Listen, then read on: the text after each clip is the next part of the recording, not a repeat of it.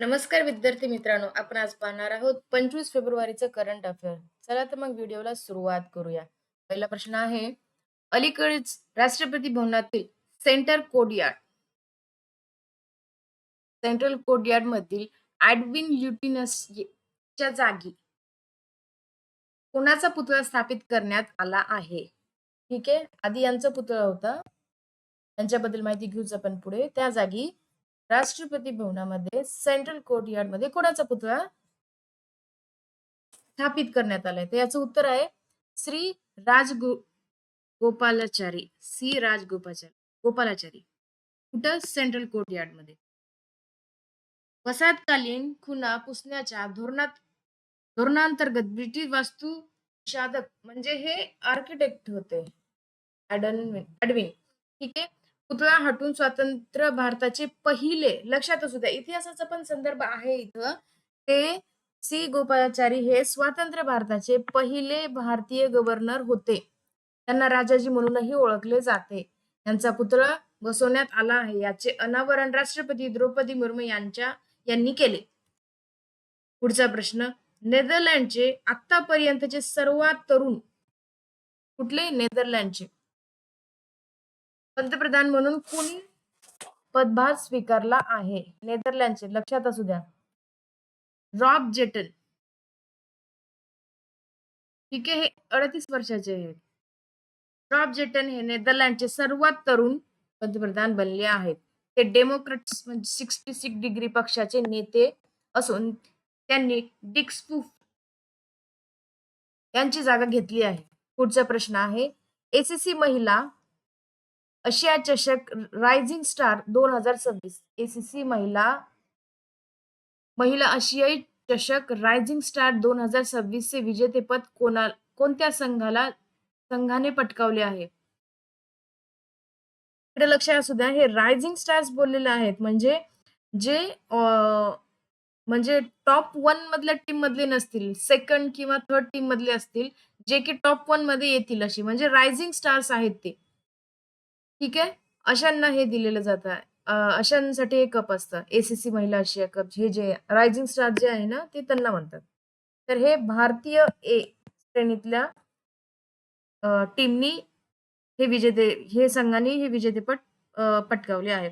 Bangkok येथील झालेल्या अंतिम सामन्यात भारतात ए संघाने बांगलादेशाच्या 46 धावांनी पराभव केला. भारताने 2023 नंतर सलग दुसऱ्यांदा हे विजेतेपद मिळवले आहे. ठीक आहे. भारतात दरवर्षी 24 फेब्रुवारी रोजी केंद्रीय उत्पादन शुल्क दिवस कोणाच्या स्मरणार्थ साजरा केला जातो? कधी? 24 फेब्रुवारी म्हणजे काल, केंद्रीय उत्पादक शुल्क दिवस. तर याचं उत्तर आहे केंद्रीय उत्पादन शुल्क आणि मीठ कायदा 1944 लागू झाल्यामुळे. ठीक आहे, कधी लागू झाला? 1944 ला, 24 फेब्रुवारीला. लक्षात असू द्या, केंद्रीय उत्पादन शुल्क दिवस 24 फेब्रुवारी 1947 रोजी हा कायदा लागू झाला होता. या दिवसाचा उद्देश अप्रत्यक्ष कर प्रशासनातील अधिकाऱ्यांच्या योगदानाला सन्मान करणे हा याचा उद्देश होता. ठीक आहे. जागतिक महासागर विज्ञान काँग्रेस 2026 4th एडिशन आहे. जागतिक महासागर विज्ञान काँग्रेस चे आयोजन कोणत्या शहरात करण्यात आले आहे? तर हे याचं उत्तर आहे पणजी, गोव्यामध्ये आयोजन आहे याचं, म्हणजे सध्या चालू आहे. जागतिक महासागर विज्ञान काँग्रेस 2026 गोव्याची राजधानी पणजी येथील national institute of oceanography NIO मध्ये 24 ते 26 फेब्रुवारी 2026 दरम्यान 4थी जागतिक महासागर विज्ञान काँग्रेस आयोजित करण्यात आला आहे. पुढचा प्रश्न, केंद्रीय गृह मंत्रालयाने MHA जाहीर केलेल्या भारताच्या पहिल्या राष्ट्रीय दहशतवाद विरोधी धोरणाचे नाव काय आहे? कोणी केलेलं आहे हे? केंद्रीय गृह मंत्रालयाने. काय आहे? भारतातील पहिले राष्ट्रीय दहशतवादी विरोधी धोरणाचं नाव. तर याचं नाव आहे प्रहार. लक्षात असू द्या, प्रहार. प्रहार हे भारताचे पहिले सर्वसमावेशक दहशतवादाविरोधी धोरण असून ते शून्य सहनशीलता, झिरो टॉलरन्स तत्वावर आधारित आहे. यात सायबर हल्ले, ड्रोन किंवा क्रिप्टो वॉलेट्स सारख्या आधुनिक आव्हानावर लक्ष केंद्रित केले आहे.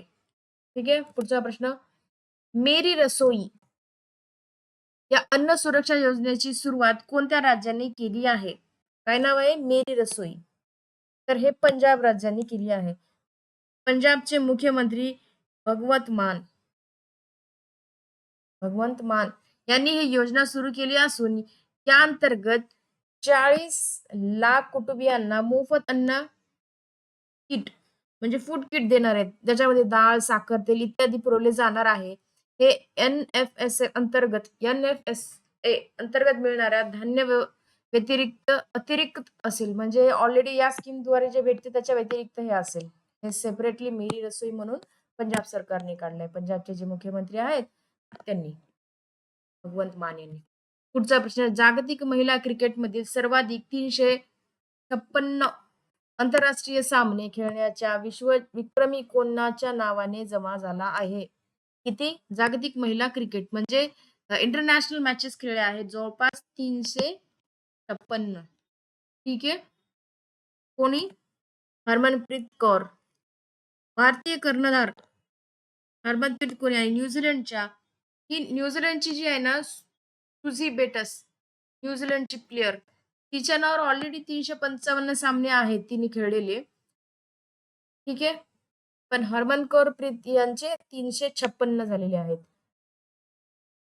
हरमनप्रीतच्या 2026 मध्ये हरमनप्रीतला 2026 मध्ये पद्मश्री पुरस्कारानेही सन्मानित करण्यात आलं आहे.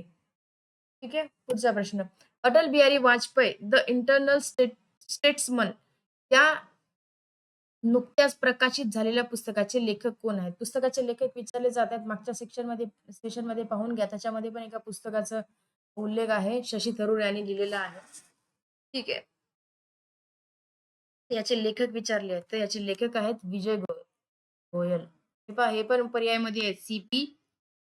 राधाकृष्णन. पण हे जे आहेत यांनी लॉन्च केलेलं आहे. माजी केंद्रीय मंत्री विजय गोयल हे केंद्रीय मंत्री होते. विजय गोयल यांनी हे पुस्तक लिहिले असून त्याचे प्रकाशन महाराष्ट्राचे राज्यपाल सी.पी. कृष्णाचार्य यांच्या हस्ते करण्यात आले आहे. ते महाराष्ट्राचे राज्यपाल पण होते आणि आता ते आपले उपराष्ट्रपती पण आहेत.